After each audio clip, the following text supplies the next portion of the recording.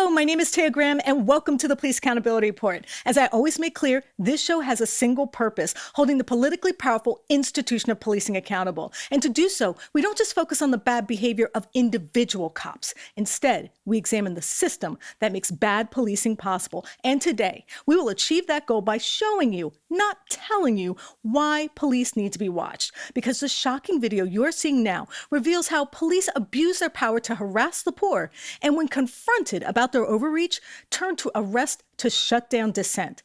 It even depicts how police can turn the power of law enforcement to recruit the downtrodden into a weapon against others. All of this we will break down for you of this harrowing encounter caught on body-worn camera. But before we get started, I want you to know that if you have video evidence of police misconduct, please email it to us privately at par@therealnews.com or reach out to me directly on Facebook or Twitter at Taya's Baltimore, and we might be able to investigate for you. And please like, share, and comment on our videos. It helps us get the word out, and it can even help our guests. And of course, you know I read your comments and appreciate them. You see those little hearts I give out down there? And I've even started doing a comment of the week to show you how much I appreciate your thoughts and to show what a great community we have. And of course, we have a Patreon accountability report. So if you feel inspired to donate, please do. We don't run ads or take corporate dollars, so anything you can spare is truly appreciated. All right, I've gotten that out of the way. Now, quite often, when we receive body camera footage from a viewer, it depicts a dynamic that is overlooked by both the mainstream media and even some body camera channels that simply post it without comment. And that is the pernicious power imbalance between cops and the rest of us, an expansive sense of their influence over our lives that cops often display in seemingly routine encounters that is not fully understood and requires more examination. And no arrest embodies this idea more than the body camera footage I'm showing you right now. It depicts a cop hired by a community center detaining a man after a dispute over $20. But it also shows how police can quash dissent through an illegal arrest, coerce the impoverished to become a carceral tool, and deploy unlimited resources against the powerless to further the reach of the law enforcement industrial complex with often destructive consequences. This story starts in Fort Worth, Texas in June of 2022. There, an off-duty Fort Worth cop named Jose Palomares was moonlighting for a Texas mission, a provider of services for homeless people, when a dispute erupted over $20. That's right, $20. The officer, who cited drug use at the facility for his subsequent actions, decided to turn the conflict into an opportunity, detaining the man accused of wanting his money back and trying to force him to consent to a search. Let's watch. So basically, I've just been informed that you're the local drug dealer up here in Dillon Doe. No, I'm not. So it doesn't matter what you tell me. I'm gonna do my job. Okay. Right. Am I being arrested? So now, no, not right now. I haven't done anything. So now, do you have any drugs on you? No. Okay. I just come down here to get my mail at the mission. Okay. So again, you know, I don't think you're listening to me. You can tell me you ain't got nothing all day long, but now I've already had. And I already know that you're the guy for selling drugs and methamphetamines, and we don't tolerate that. I don't even do that. So it doesn't matter what you tell me, sir. I'm just letting you know what I know. Now, I want you to remember what the cop says at this point for reference later. He states, "I already know you're selling meth or a drug dealer." He doesn't provide evidence or actual proof. He merely makes the declaration to coerce the person he detained into relinquishing his constitutional rights, a push he continues to make without evidence. Take another look. So, and I'm gonna get a drug dog to come up here and check. Okay? Just so you know. All right? So I'm gonna do my job, I'm gonna check. I haven't done anything, sir. Oh, okay. All right, sir. Are you on probation or parole? No. You have any warrants? Item 513. Said I'm clean. I haven't done anything, sir. When you put me out on I thought on the word of him, he sold $20 for me. He's going to say anything. Now, the person in question does not give in. So the officer ups the stakes, using a casual movement as a pretext for creating what I would best call a narrative of escalation. What that means is because the man is refusing the search, the officer overstates the facts to force compliance. Watch. Robert 3386. Have a seat. Sit your butt down. I was going to show you here what I got. 3386, go ahead. I haven't done anything, sir. Don't care what you say. 15, step it up, please. What are you trying to get up for when I ask you to sit down? I was going to show you that I'm just trying I don't trust you, sir. No, you're not going to stand up and try to fight me and take off running and try to hurt me, hurt yourself. I don't know you. I don't know you, sir. I've never And I've caused asked any you to have a problems seat. up Why? For your safety and for my safety. Now, one fact worth highlighting at this point of the encounter is the faulty premise of this officer's fact-finding. At this point, the officer can cite no direct evidence that the man was stealing. There's also no evidence that he committed an assault. Just an alleged threat. There are no injuries, no witnesses to an assault, no witnesses have seen the man sell a single gram of meth. But still, listening to the officer, you would think he already had an airtight case, which is why his next move is even more troubling. He threatens the man with a drug-sniffing dog. When you're up here dealing narcotics, that is not going to be tolerated. I'm not. I'm done. That's okay. I got a drug dog coming. That's okay. I'm going to have a drug dog coming. So I've already asked for your permission to let me check. You said no. We're going to go another route. That's all there's to it. You can search me fine. I mean, I don't. But the thing is, I don't understand why. I don't want to know why. You going to tell me why when I just told you why?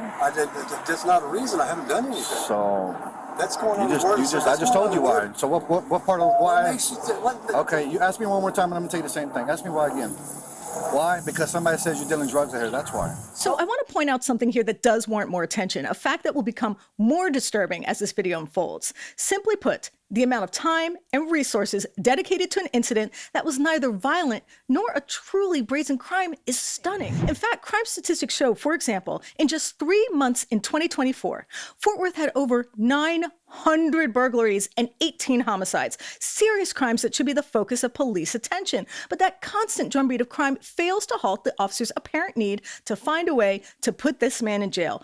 Efforts that include, let's say, exaggerating the facts to make his case. Check it out. So for item 217 that's running code, do you need them to continue code? No, ma'am. You can have him reduce. He sat back down and he's just trying to take off on me and call for help.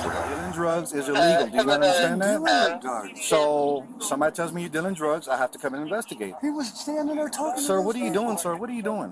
What are you doing? You're not making any sense. You're not making any sense whatsoever. This guy's here. What he did. It doesn't matter what you say, sir. It doesn't matter. Why? It doesn't matter what you say. I'm going to do my job. I didn't do it. You're just getting aggressive with me. That's all you're doing. No, I'm not. There you are. I have not gotten aggressive with you once. Seriously. Did the man who's been sitting against the wall try to take off? I mean, is the officer so unsure of his case that he had to stretch the facts? But now the second officer decides to join in and escalate the efforts to smear the detainee by accusing him of having, wait for it, having cold beer. Take a look. He's a local drug dealer over here, apparently. He sells meth.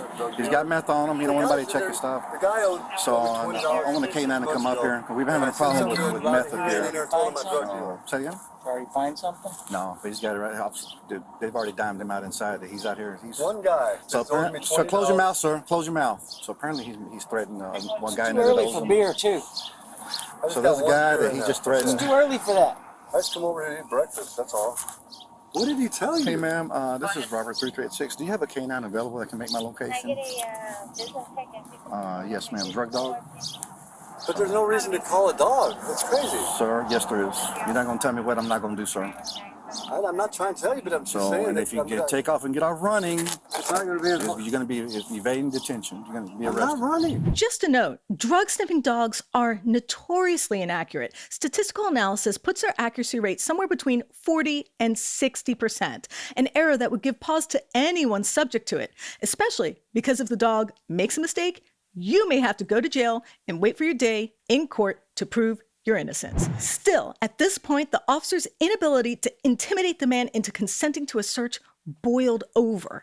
That's because despite his outwardly calm demeanor, the officer again paints a decidedly false picture.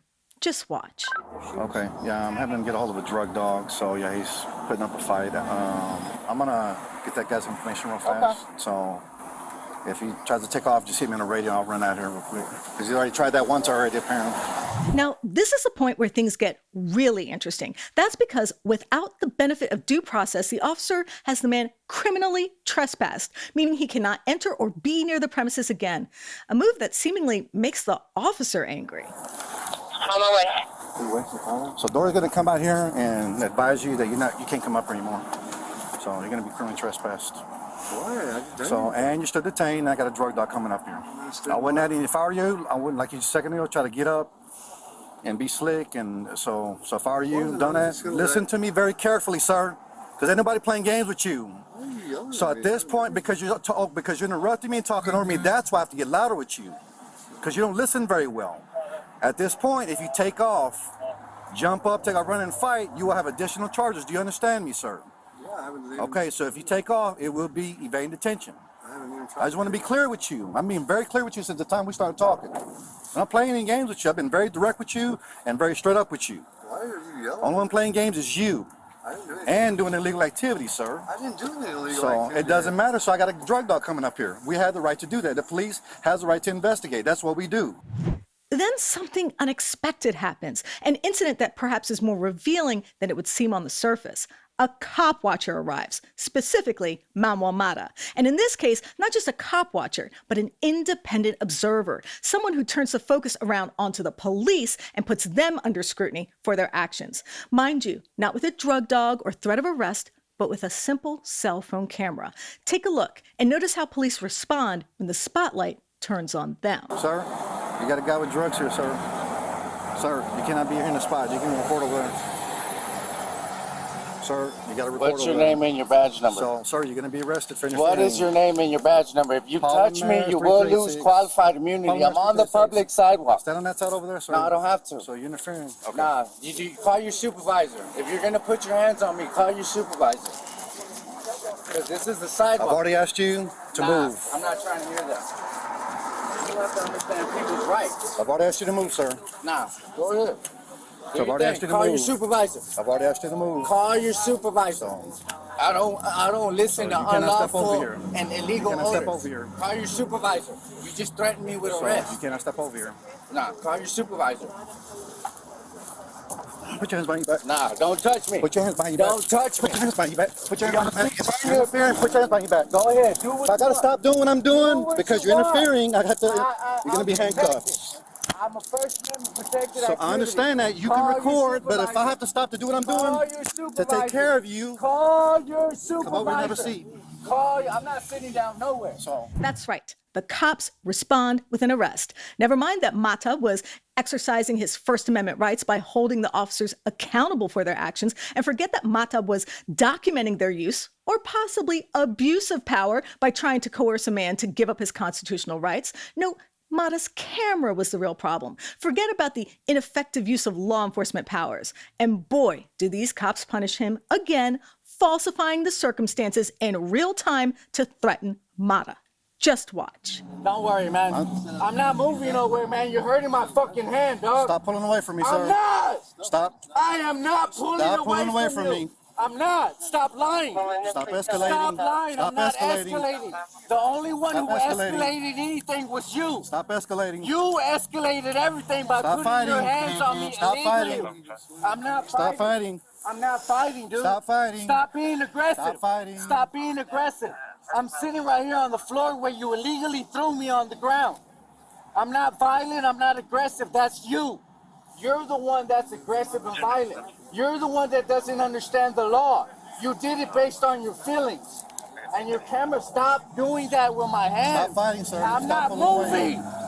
Stop pulling away. Stop hurting my pulling away. hands. And this officer that failed to render me aid, you're all wrong. Hey, can you get this motherfucker off me, man? What is he doing? I need your supervisor right now. I got a narcotics investigation I going on. need your supervisor right so now. He's trying to interfere. So No, I told him I'm to not. move. It's not illegal to film you, gonna keep dog. yelling. He's gonna And keep yelling. I need the ambulance. I need the appreciate it. ambulance.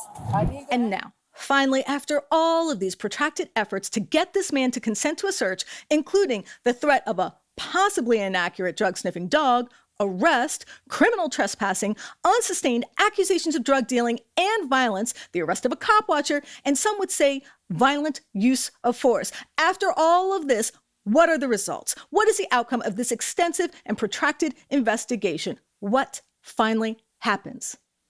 Well, simply put, nothing. Nothing at all. And you just take a listen if you don't believe me. The front door ring, they added that ring, they added cameras all around. They just decided they didn't have one, so I'm gonna tell her to add one here. It's maybe a gram, Okay. and that's like personal use. I don't think he might be splitting his personal use with Okay. somebody, but I doubt he's other- dealing it out. And what we're probably going to do is we're probably going to suspect case him, see if he's going to work a little bit. If he doesn't, cut the warrant, he'll get a possession case after that. But he probably has some good information about what's going on. He just didn't want to talk in front of everybody. And whatever I can do, I appreciate it, man. So what we do need to probably do is act like we're transporting him to jail. Go over and take him over to the sector. And we'll try and do an interview with him. I appreciate you, man. Thank you. That's right. The alleged drug dealer does not have enough in his possession to actually deal. So instead of charging him for being a drug dealer, the cops resort to taking him to the station as if he were under arrest to try to glean some more information from him about, you guessed it, drug dealing. In other words, convert him to a criminal informant. And for the record, creating a criminal informant is a very unregulated and opaque process, and becoming one is an incredibly dangerous occupation to be forced into. If you want to learn more, start by researching Rachel's Law. But there is so much more to this story than a failed attempt to turn a small-time drug user into a criminal informant. Behind-the-scenes details that turn this case of bad policing into an example of law enforcement malfeasance. And for more on that, I will be talking to cop watcher Manuel Mata, who was arrested at the scene and has been fighting the case ever since. But first, I'm joined by my reporting partner, Janis, who's been reaching out to police for comment and investigating the details of the case and the circumstances surrounding it. Stephen, thank you so much for joining me. Taya, thanks for having me. I appreciate it. So what are Fort Worth police saying about the arrest of Mata and the detention of the man for suspicion of drug dealing? Well, they're not saying much to us. We sent an email with a couple of questions, one being, how do they approach cop watchers? How do they approach major drug investigations? Although we did overhear on the body camera that there's a lot of talk about cop watchers. There's audio that we did not put in this particular show about how they were aware of Mata, how they were aware of other cop watchers, how they're like, I can deal with it, and how they talked about in roll call in ways of suppressing cop watching. So very disturbing that First Amendment activists are on police radar in such a significant way. Now, this community shelter provides food and household items for people who are unhoused. What can you tell me about it, and why were they hiring police officers? Well, this is exactly what we talk about on this show all the time. Using police to solve complex social problems, which is the result of massive inequality. People there are unhoused, they have drug addiction problems, they have all the problems that come along with being impoverished in this country, and yet what do? They hire a police officer. I think it's antithetical to the cause, helping people overcome these problems rather than arresting them. As we can see in this case, that's exactly what occurred. This prolonged investigation and subsequent arrest by police are symbolic of the concept you have termed blanket criminality. Can you talk about that idea and how it applies here? Well, as you see, this investigation took multiple officers, took an hour. They tried to call a drug-sniffing dog. They made every effort they could to criminalize the behavior of a single person and then spread it out through the community by involving other people in this. So really, it was like saying this whole place is a crime scene, and we're going to sit there and kind of work through it with our police. More police are going to show up, more cop cars. We're going to arrest a cop watcher. We're going to detain a man, then take him down the station for no reason and try to get him to become a criminal informant. What could be a better example of the criminalization of working class people? It's why this country has the problems it has, and it's why police are the worst answer or antidote to this kind of problem, Taya. And now, to talk about his arrest, the events leading up to it, and what he has learned since, I'm joined by Manuel Mata himself. Manuel, thank you so much for joining us again. We appreciate it. Thank you.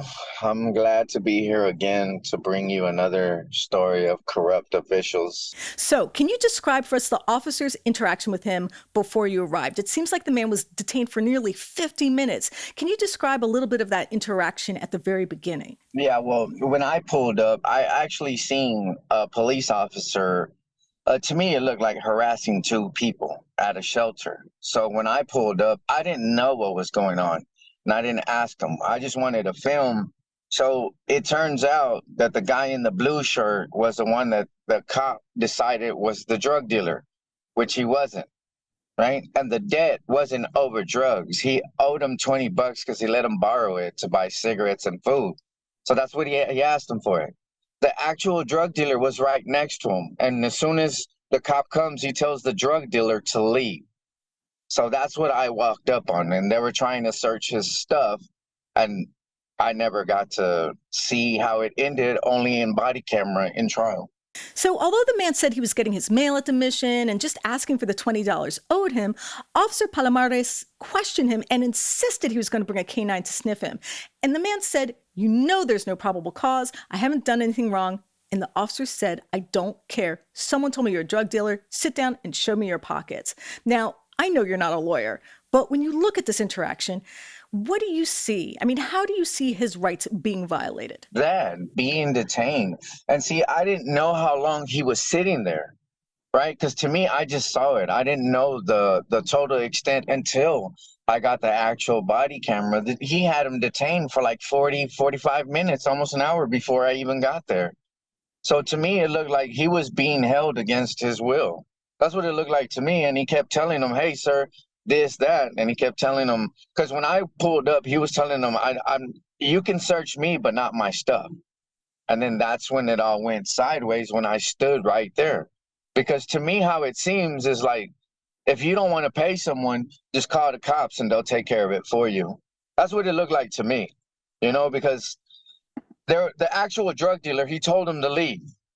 So now you're messing with a guy that the complainant states, I did not buy drugs from him. I do not do drugs.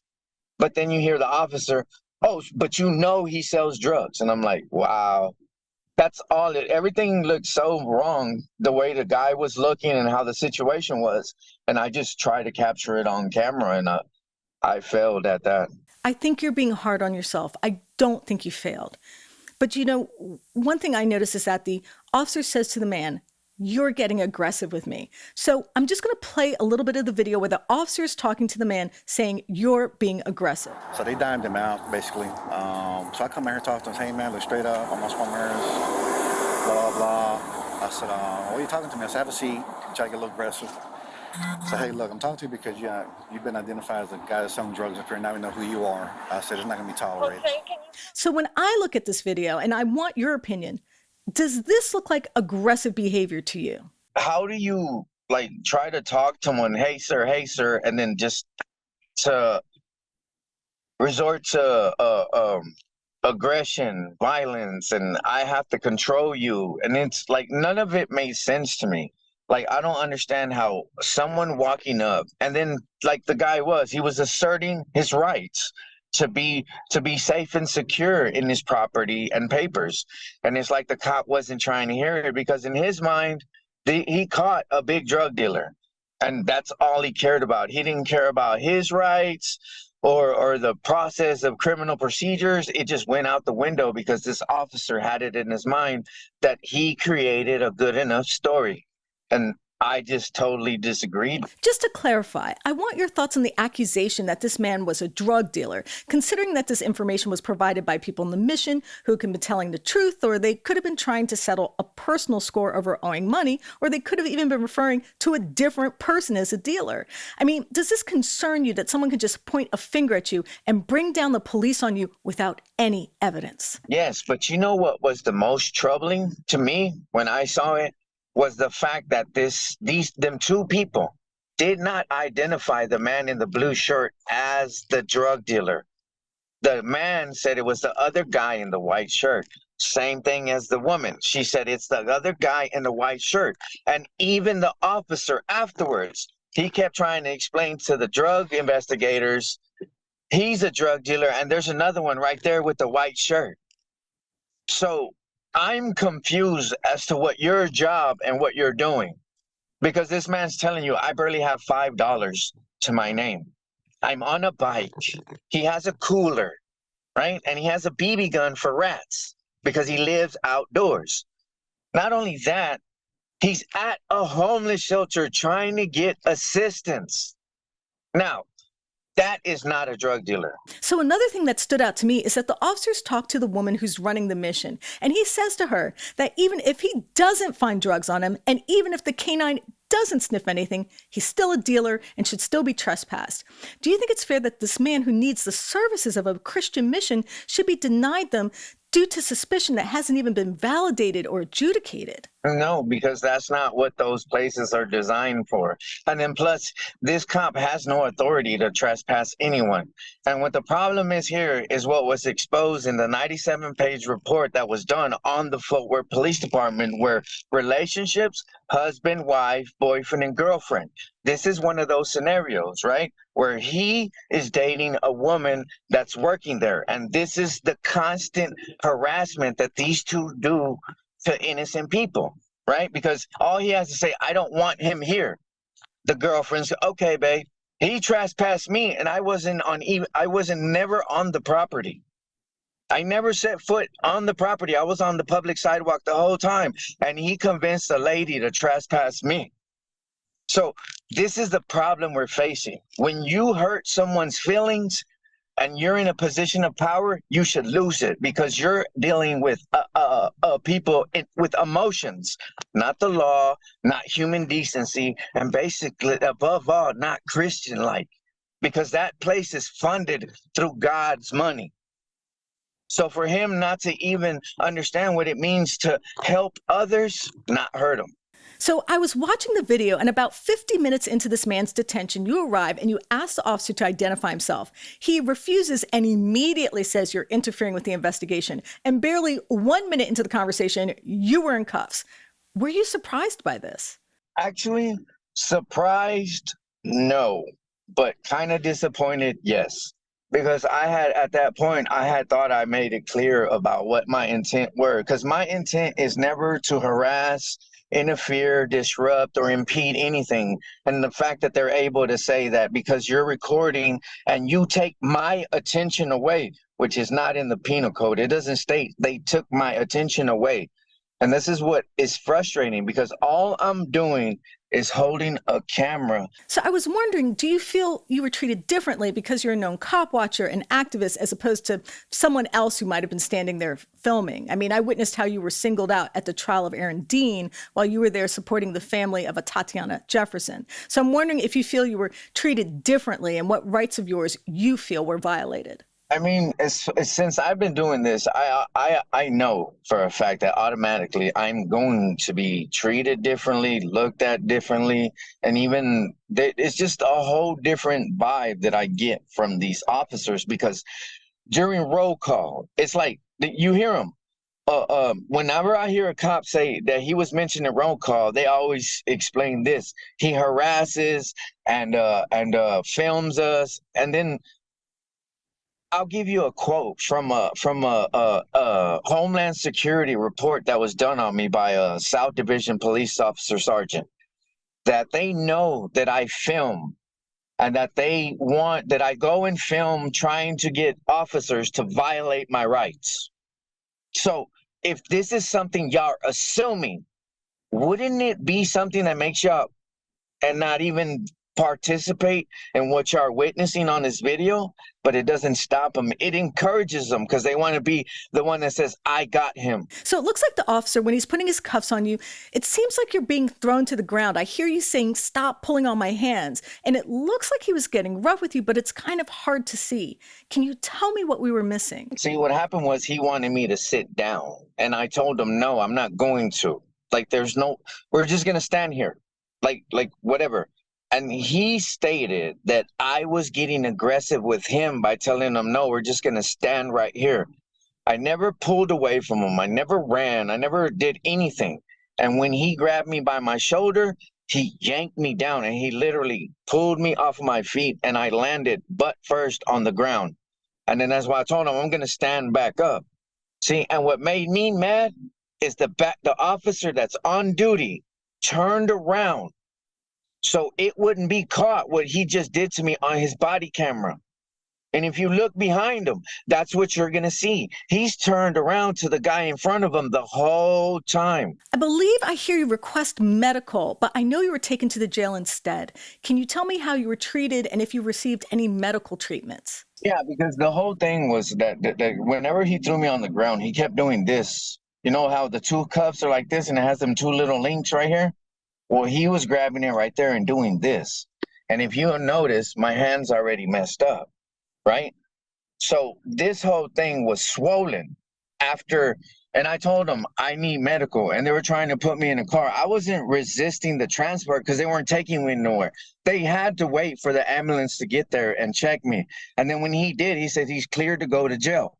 When I get to jail, when they take the handcuffs off, my hand is so swollen that I tell the guard, look at my stuff. And they're like, what? So they take pictures and they send me to the hospital. I go to the hospital, I get treated. They say something about like break of skin and so I don't remember what it was because I didn't get it. Now, I have to ask you this, but it's because I know there are going to be some people who will say you were provocative, you used foul language, and you raised your voice with the officer. And maybe they'll say that they feel that you were being aggressive or that you were trying to provoke them. How would you respond to someone who would say that? It is not only our right, it is our obligation to check and balance when someone steps out of their box of control. Now, they use force, they use violence to gain control. I use my words and the tone of my voice to do the same, and it's protected. And second part, if they're trained to deal with high stressful situations where guns are being pointed at them, a car's flying at them, you mean to tell me that y'all passed that type of training where it doesn't break a sweat to where y'all can say me saying a bad word, vulgar, raw, loud, is enough to make y'all come out of y'all skin? Something's not adding up right. So to me, why not? Why not cuss at them? Because to me, I've been in an environment where I couldn't let these people disrespect me because I wouldn't be able to live in this environment. The way I do it now is like I'm punching them with words. I'm defending myself with the right to say this and that. And I remind them, Houston versus Hill, Glick versus Cummings, Turner versus Driver. All of these cases involve speech that is protected. And the most protected speech isn't favorable. It's the one that makes people mad and upset. It creates tension. So I saw there was a conversation between two officers who had conflicting statements on the amount of illegal substances found on the man.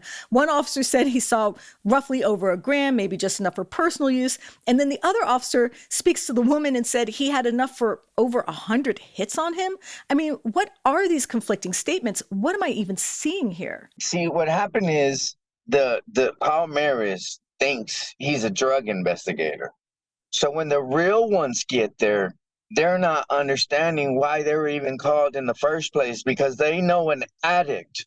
They know a buyer when they see one. So they're left with, okay, this is their only choice because he's not a drug dealer. Why don't you go ahead and tell us who you bought the product from? Help us help you. You don't have to. Just help us help you by telling us where you purchased your product from. And that's what the man agreed to because he did not want to go to jail. It was easier for him to tell on someone than go to jail. And that's exactly what happened because when the real investigators show up, the real detectives, they seen that this was straight garbage. But something I noticed and really want to pay attention to is I heard an officer not in uniform say, let's just make it look like you're arresting him, that he might get possession, and then we're going to take him and see if we can get some information out of him. So it looks to me like they were trying to turn him into an informant, and they were cutting him off from resources where he could get help at the same time. So basically cutting him off from resources and possibly his freedom. This seems to me like targeting a vulnerable person to become a CI. What do you think? That's exactly what happened because they knew that this guy was just a regular street person and majority of those don't want to be in jail. So it's easier to manipulate and influence them to tell. And sad to say, that's exactly what happened here. They put him in a car. They drove him down the street to where the police station was on Hempfield and Magnolia, and they let him out. And the cops, while they're letting them out, they're like, you're just going to go in here and talk to these detectives. I mean, you don't have to tell them nothing, but I mean, to help yourself, just go ahead and tell them. So what were your charges? I mean, from my understanding, just last week, you were supposed to report for 180 days in jail. Can you tell me what you were charged with and what you're facing and what happened? Well, I got charged with interfering with public duties and resisting arrest. Not only was I charged, I went to trial and I was found guilty on both of those cases, and I received 180 days, and I appealed it. And yes, yesterday I was supposed to turn myself in, and the strangest thing happened. I did not have a warrant to turn myself in. What happened is I was given a court date for another sentencing hearing. Now, I don't know what's going on, and I don't know what's going to happen, but all I do know is I don't care. Because I know one thing. When I chose to believe in something stronger than myself, I don't need to be afraid. I don't need to be worried. I don't need to understand evil people anymore. Because I know two things. This too shall pass, and lean not on my own understanding. Those two things I keep to my heart. And I remember, this is selfless, so I can't lose. Only thing I'm doing is I've made the world notice Fort Worth Police Department and their awful, awful tactics and their culture of torture. That's it. Okay, let's take a second to break down what we just saw and examine it through the prism of a concept that I think does not get the attention it deserves, namely the ever-expansive and destructive growth of police power in the service of some nebulous notion that if we consent to it, we'll all be safer. Well, I, for one, am skeptical, and there is plenty of evidence to prove that skepticism is warranted. First, it's important to note that many categories of crime have gone down this year, especially some of the most violent and serious crimes, which have fallen since they rose dramatically during the pandemic. In most major cities, that has meant roughly a 20% drop in murders. In my hometown, Baltimore, the drop has been even more precipitous, with homicides roughly 30% below their peak. But all of this good news came with a bit of a confounding asterisk. It happened amid a nationwide shortage of police officers. Numerous reports have recounted how difficult it's been for police departments to maintain staffing levels. In our hometown of Baltimore, we're short a record 678 positions. It's been called a crisis by the mainstream media, a shortage of officers on the street that threatens public safety and law and order and the future of civilization. And yet that's not what occurred at all. Instead, we experienced one of the steepest drops in violence in recent history, all of which occurred in a time frame when there are simply less officers on the street and fewer cops making fewer arrests. But here's a question. How on earth could that happen? I mean, more cops equals more safety, right? More law enforcement means more law and order, right? I mean, a gun and badge are the best way to ensure that chaos and crime are kept under control, right? I mean, according to police partisans, this drop in crime could in no way be due to the lessening of social isolation and economic stressors at the end of the pandemic. Of course not.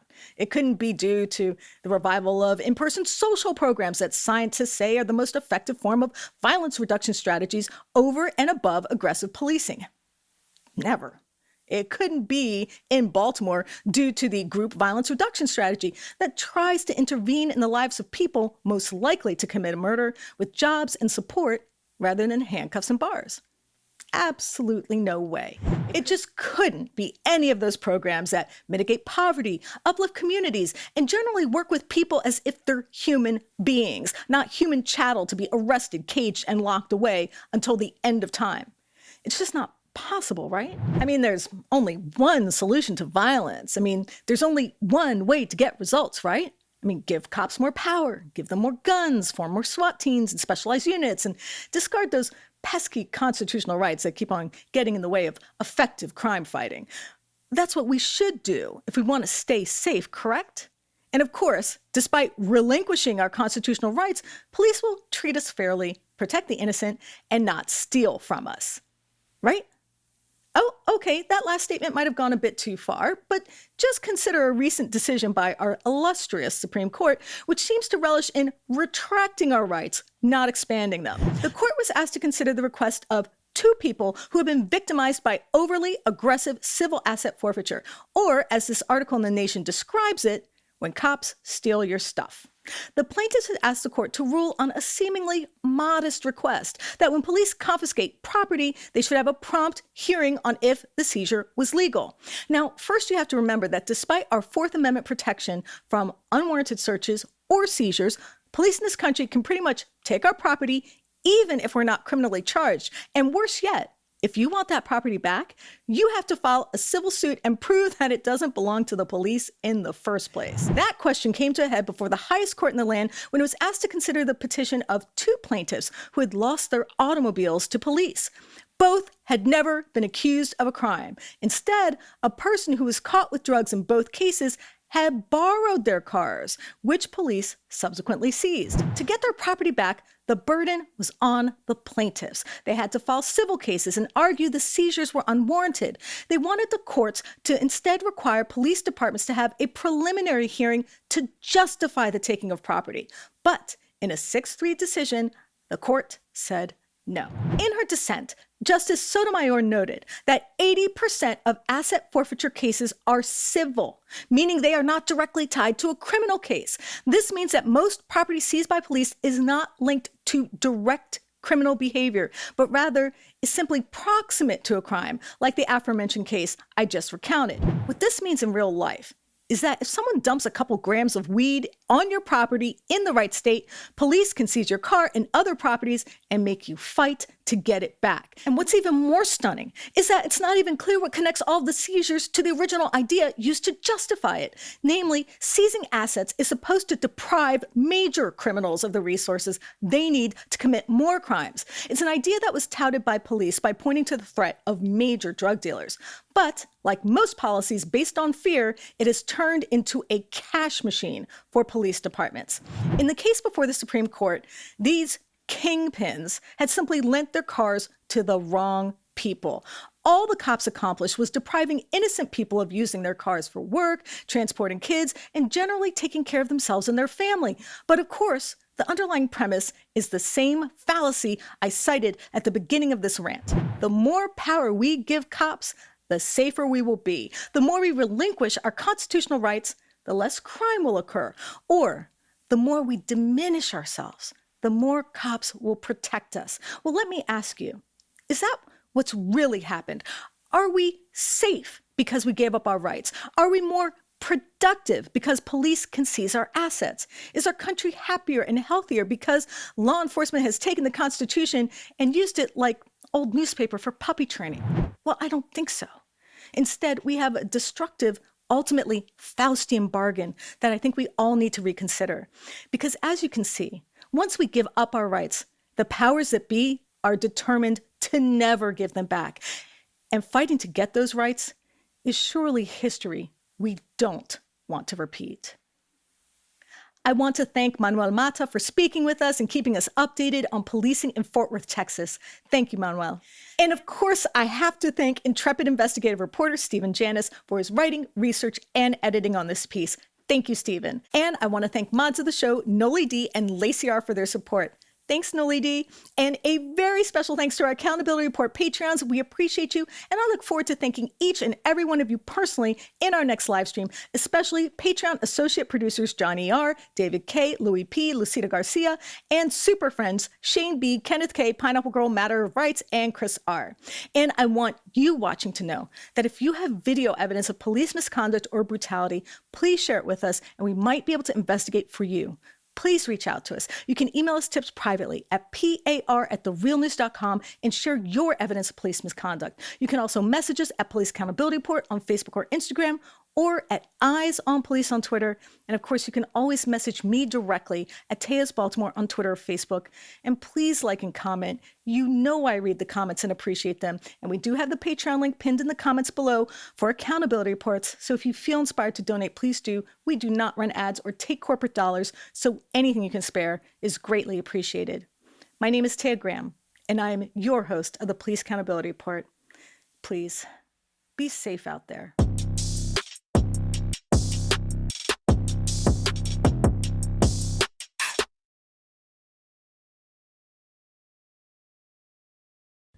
Thank you so much for watching The Real News Network, where we lift up the voices, stories, and struggles that you care about most.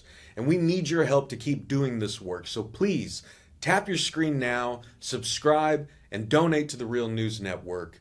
Solidarity forever.